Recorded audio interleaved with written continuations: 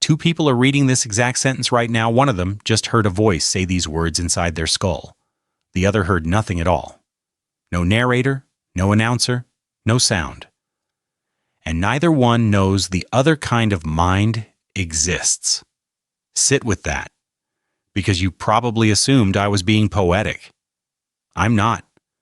There are people whose minds, at this moment, are completely silent. No inner monologue, no running commentary. When they think about their day, no sentence forms in their head. Just pictures, or a feeling, or a kind of quiet knowing that arrives without a single word attached. And the part that keeps them up at night. They went years, never knowing yours was any different. By the end of this, you're going to find out which kind of mind you actually have. Not the one you assume you have. The real one. Because a lot of people discover they were wrong about their own head their entire life. Stick with me. There's a 10-second test coming, and only one, so don't blink past it. Let's start with the strangest part. And it's not the silence. It's the assumption. Since you were maybe 5 years old, you've walked around quietly certain that everyone's head sounds like yours, that everybody has a voice narrating, or nobody does. And either way, you're normal. Nobody taught you that. You just never questioned it. Why would you? You can't climb inside anyone else's skull to check. That's the trap. Your inner world is the one thing you can never hold up against another person's, so you assume it's the standard model. Everyone's runs like yours. Here's where it gets real. A psychologist named Russell Hurlburt at the University of Nevada spent decades trying to actually catch what's inside people's heads, and he did something clever. He gave people a beeper. At random times through the day, it goes off. And the instant it beeps, you freeze and report exactly what was in your awareness the half second before. No editing, no cleaning it up, whatever was there. And what he found tore people's assumptions apart. Because when that beeper goes off, most people are not narrating. A lot of the time there are no words in there at all. Sometimes it's an image. Sometimes it's a raw emotion with no label. Sometimes it's what he called unsymbolized thinking. A fully formed thought with no words and no picture, just there. You know it. You could act on it. But if you tried to write it down, you'd have to invent the words after the fact. Let that land. Studies sampling people this way suggest inner speech, the actual voice, forming actual sentences, fills a surprisingly small slice of the average waking day, not zero. But nowhere near the constant broadcast most of us swear we're running. The narrator you think never shuts up, it's quieter than you believe. You only notice it when it's on, and forget every moment it wasn't. So that opens a door I need you to walk through. If the voice isn't always on, what's actually in there when it goes silent? What is a thought when it has no words? This is where the newer researchers come in, and this is recent. In the last few years, psychologists like Famira Racy have been mapping the sheer wild variety of what inner experience looks like across different people. And it's not a simple split, voice or no voice. It's a whole spectrum. Some people think in fully worded sentences, grammar and all. Some think in fragments. Some think in pure images, like flipping through photographs. Some think in bodily sensation, and some carry that unsymbolized thinking, meaning with no form at all. And then came the day the internet found out. You might remember it. A few years back, a post went viral. Someone realized out loud that not everyone hears their own thoughts, and the replies exploded, people genuinely arguing. One camp, "What do you mean you don't hear a voice? How do you even think?" The other camp firing back, "What do you mean you do hear a voice? Do you hallucinate a sound in your head all day? That sounds exhausting." Both sides completely certain the other was lying or crazy or showing off. Friends who'd known each other for years suddenly discovering they'd been living in totally different mental universes the whole time. That's how invisible this is. You can share every meal with someone and never once know their head sounds nothing like yours.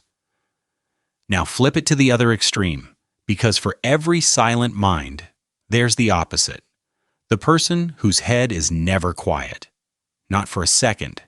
A nonstop broadcaster. The voice narrates the grocery list, then argues with a coworker who isn't there, then replays a conversation from 9 years ago, then critiques the narrating itself. There's no off switch. Falling asleep is a negotiation. Picture the loudest that voice has ever gotten in a stressful moment. And now imagine that's just the baseline. All day. Forever. So we've got a spectrum, from total silence to total noise. And for the longest time, we didn't even have a word for one end of it. Living without an inner voice only recently got a name. Anendophasia. Break it down and it just means without inner speech. That's it.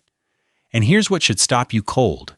We needed a brand new word in this decade for something a huge number of humans have experienced since the beginning of humans. It went unnamed because it was invisible. Nobody could see into anyone's head to notice it was even a thing. Now here's the twist, the real one. When people first hear about minds with no inner voice, they assume something's missing, broken, lonely, a person trapped in silence. It's the exact opposite. Some people who think without words don't think slower. They think faster, because language is slow. Words come out one at a time, single file, like people through a turnstile. But an image, a pattern, a pure chunk of meaning that can arrive all at once, whole. A silent thinker can hold a shape in their mind and rotate it without ever stopping to describe it. The silence isn't emptiness. It's a different, faster road to the same place. For years, these people assumed everyone secretly worked like them and just pretended to have a voice. Others assumed they were the broken ones. Neither is true. It's just another way to run a mind. And the loud-headed people, the constant narrators, that voice isn't just noise either. It's doing work. It shapes memory.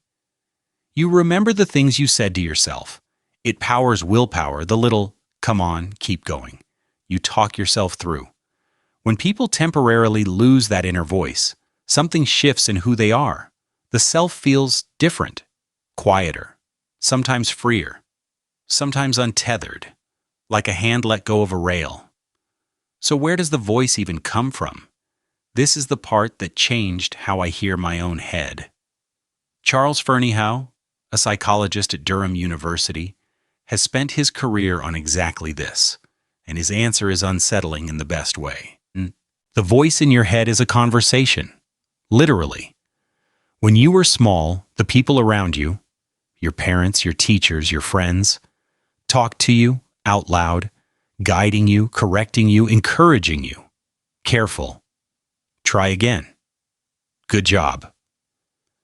And slowly, you took that conversation inward. The out-loud voices of real people became the private voice in your skull. You didn't invent your inner narrator. You absorbed it, which means something strange. That voice you think of as the most private, most intimate, most you thing you own was never fully yours. It's an echo. A composite of everyone who ever spoke to you when you were too young to talk back. When you scold yourself, whose tone is that, really? When you cheer yourself on, whose words are those? The voice in your head is a room full of people you stopped seeing long ago, still talking. You just can't see their faces anymore. So here's what I promised. The test, one test, 10 seconds, and it tells you which mind you actually have. Think about what you ate for breakfast this morning. Don't say it out loud. Just, right now, think it. Now catch what happened in that half second before the answer arrived. Did you hear a voice say the food? An actual sentence, words in a row? Or did you just see it? A picture of the plate, the meaning showing up whole, no narration at all? Or was there simply a knowing, with nothing you could point to? There's no right answer. That's the whole shock of it. Whatever showed up for you is normal, but it might be nothing like what showed up for the person sitting right next to you. And now, maybe for the first time in your life, you know it's a question worth asking. You've spent years assuming everyone's inside sounds like your inside. It doesn't. It never did. Which brings us back to where we started. Two people, this same sentence. One heard a voice read every word of it. The other heard silence and understood it anyway. For your entire life, you had no way of knowing which one you were sitting across from at dinner, sleeping beside, raising, becoming. So tell me which one you are.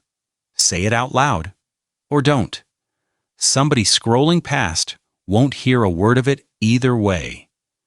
And now, finally, you know why.